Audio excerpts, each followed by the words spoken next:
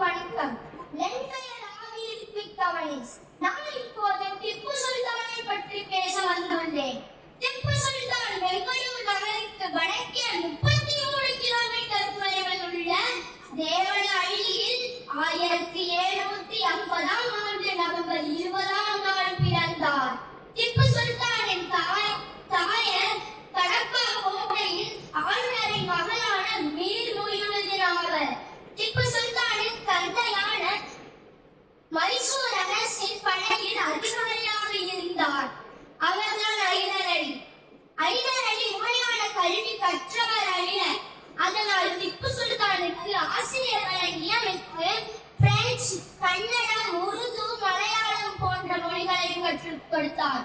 மற்றும் குர்ஆன், குதிரையேற்றம், வாள்வீச்சு, துப்பாக்கி சுடுதல் போன்றவற்றையும் கற்றுக் கொடுத்தார். திப்பு சுல்தானின் 17ஆம் வயதில் இருந்து அரசியல், போர் போன்ற நடவடிக்கைகளை ஆழ்வு என்று நடத்தினார். திப்பு சுல்தான் மைசூரில் புலி என அழைக்கப்பட்டார். ஆங்கிலேயர்களை இந்தியா விட்டு அகற்றுவதற்கு நெப்போலியனுடன் பேச்சுவார்த்தை கூட நடத்தினார்.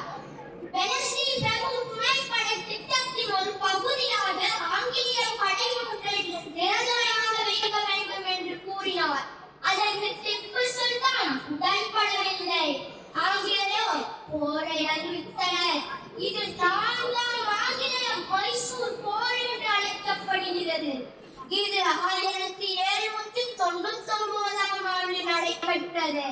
ஜெனரல் டேவிட் பிரையர் ஸ்ரீரங்கத்தின் மீது திடீர் தாக்குதல் நடத்தி கைப்பற்றினார்.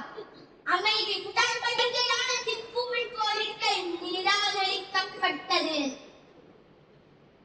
கடைசி வேளையில் காயமுற்ற திப்பு ஒரு ஐரோப்பிய வீரனால் சுட்டுக் கொல்லப்பட்டார். 3ஆம் மற்றும் 4ஆம் ஆங்கில மைசூர் போரில் ஆங்கிலேய அரசினாலும் அதன் கூட்டு படைகளினாலும் தோற்கடிக்கப்பட்டார். மே 4, 1799ஆம் ஆண்டு திப்பு சுல்தானின் தலைநகரமான ஸ்ரீரங்கப்பட்டினத்தில் போரின் போது இறந்தார்.